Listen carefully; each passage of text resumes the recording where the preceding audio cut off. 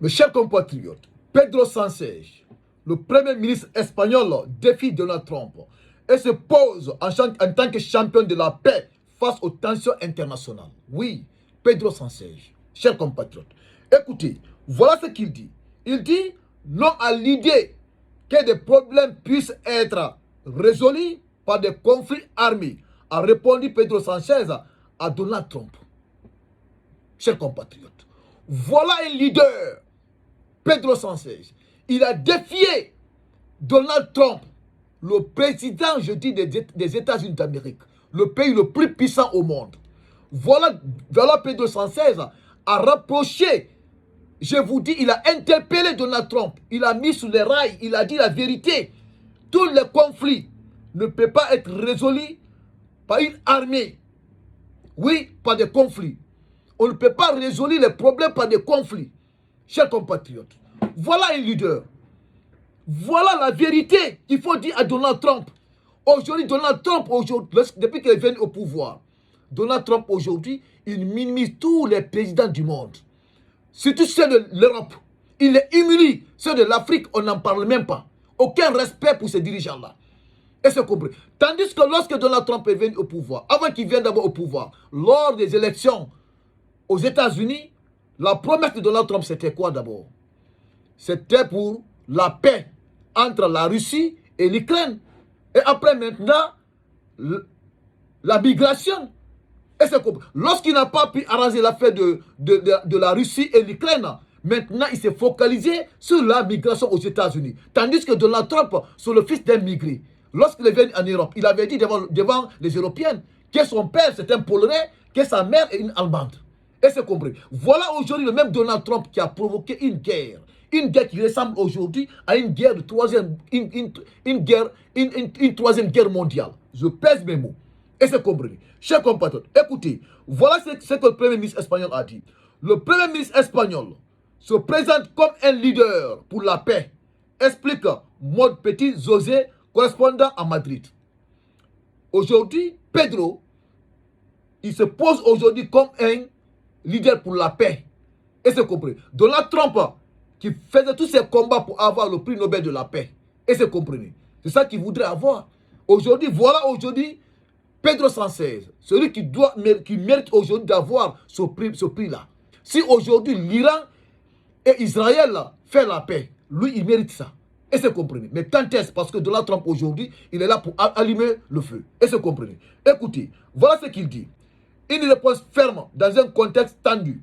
Depuis Madrid, Pedro Sánchez a assumé une posture claire, privilégier la diplomatie, le dialogue multilatéral et les mécanismes internationaux pour résoudre les crises. Sans citer directement les récentes déclarations de Donald Trump appelant à une ligne plus musclée sur certains dossiers géopolitiques. Le chef du gouvernement espagnol a insisté sur la responsabilité des grandes puissances à éviter l'escalade. Vous avez écouté. Et c'est comme vous avez écouté. Pedro Sánchez, il a dit d'abord, il faut privilégier la diplomatie et le dialogue. Tout conflit d'abord, il faut privilégier la diplomatie et le dialogue. Et c'est compris. Donald Trump appelle à une ligne plus musclée sur certains dossiers géopolitiques. Le chef du gouvernement espagnol a insisté sur la responsabilité des grandes puissances à éviter l'escalade. Lui, Pedro Sánchez, il a appelé à toutes les grandes puissances à une responsabilité. Il a mis Donald Trump à côté parce que Donald Trump privilège toujours la force, la guerre. Quant à Pedro Sánchez, le premier ministre espagnol, lui d'abord, il a fait appel d'abord à tous les autres pays puissants.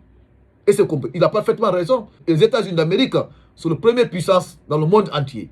Mais si Donald Trump ne veut pas écouter les autres puissances, quant au premier ministre espagnol, il a interpellé les autres pays puissants. Parce qu'ils ne sont pas seuls. En Europe aujourd'hui, il y a combien de pays puissants aujourd'hui en Europe? Et c'est comme ça, sans compter d'abord l'Asie. Et c'est comme, il faut discuter en diplomatique parce que aujourd'hui, l'Iran, c'est un pays stratégique. Parce qu'on a écouté ici d'affaire, le détroit d'Ormuz. Le détroit d'Ormuz aujourd'hui est complètement fermé. Bientôt, nous aurons la crise mondiale du carburant. Parce que les Iraniennes ont fermé cette détroit. ils ont menacé tous les grands bateaux qui vont franchir cette étroite, ils vont les bombarder. Donc il y aura des crises mondiales de carburant. Donc qui a provoqué cela? C'est Donald Trump. S'il avait privilégié le dialogue, est-ce qu'on allait arriver là aujourd'hui? Raison pour laquelle le premier ministre espagnol l'a interpellé. Il a interpellé toutes les puissances à éviter l'escalade. Et c'est ça qui se passe aujourd'hui. Comme ils n'ont pas écouté, la France a suivi Donald Trump. Et c'est comme les autres pays ont suivi Donald Trump. Lui, il a interpellé tous les pays puissants. Et c'est compris. Voilà aujourd'hui là où se trouve la guerre américaine et israélienne, américaine et iranienne. Ah là, ça atteint un autre niveau. Ça atteint maintenant un autre niveau. Il ne faut pas écouter ce que les médias vous disent. Je vous dis, ça atteint un autre niveau parce que n'oublions pas que les Iraniens, c'est une puissance. Ils détiennent l'arme chimique. Ils détiennent l'arme balistique. Ils détiennent les armes balistiques. Ils détiennent tout ça, les Iraniens. Et c'est compris, chers compatriotes. Écoutez, selon l'exécutif espagnol, la stabilité internationale ne peut être garantie par la démonstration de force, mais par le respect du droit international et la coopération entre États. Et c'est compris. Il faut d'abord le respect du droit international et la coopération entre les États. Il faut d'abord maintenir ça. Mais aujourd'hui, Donald Trump, depuis qu'il est venu au pouvoir, tout ce qui concerne le droit international, il s'en fiche. Tout ce qui concerne la coopération entre les États, il s'en fiche. Il a piétiné tout ça aujourd'hui. Et c'est compris. Écoutez, cette prise de position intervient dans un contexte où l'Espagne cherche à renforcer son image sur la chaîne européenne. Pedro Sánchez mise sur un discours pacifiste pour consolider son leadership au sein de l'Union européenne et se démarquer des approches plus interventionnistes. Et c'est compris. Pour ce soutien, il s'agit d'un message de cohérence. Madrid défend depuis plusieurs années une politique étrangère centrée sur la médiation et le multilatéralisme. Et c'est compris. Si certains saluent un appel à la désescalade, d'autres estiment que cette posture pourrait être perçue comme une faiblesse face aux menaces sécuritaires. Du côté américain, aucune réaction officielle immédiate n'a été enregistrée, mais les déclarations du premier ministre espagnol alimentent déjà le débat politique. Et c'est compris. Chers compatriotes, écoutez, en se posant en leader pour la paix, Pedro Sánchez prend le risque d'une confrontation verbale avec Washington, mais il capitalise aussi sur une opinion publique européenne majoritairement favorable à des solutions diplomatiques. Et c'est compris. Aujourd'hui, les pays européens, ils sont majoritairement favorables à la solution diplomatique. Ce n'est pas la réaction de Donald Trump. Et ils sont favorables à la solution diplomatique. Parce que vous connaissez les pays européens. Les pays européens sont majoritairement, ce sont des pays qui respectent les droits de l'homme. La démocratie, ils respectent la démocratie.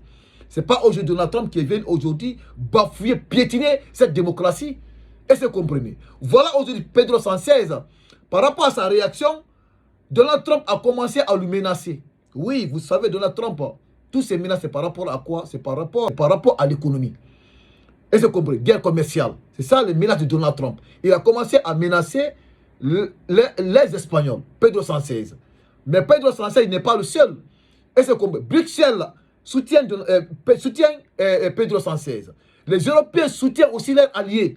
C'est ça qui va se passer parce que peut-être dans les prochains jours, je vais mettre cette vidéo, nous allons débattre cette actualité, là où l'ancien président français, François Hollande, a interpellé tous les Européens d'être unis, d'être sûrs. Ils n'ont qu'à se considérer comme une puissance. Et c'est compris. Voilà l'actualité, chers compatriotes. On a compris aujourd'hui la position de Pedro Sánchez. Chers compatriotes, voilà l'actualité. Cette actualité, elles sont de la partager dans tous les groupes Messenger et WhatsApp.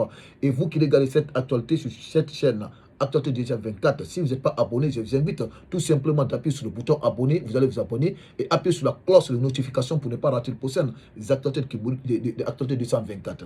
Et likez la vidéo, beaucoup de likes. Likez la vidéo pour donner de la force à votre chaîne Actualité 224. Et merci et l'actualité continue.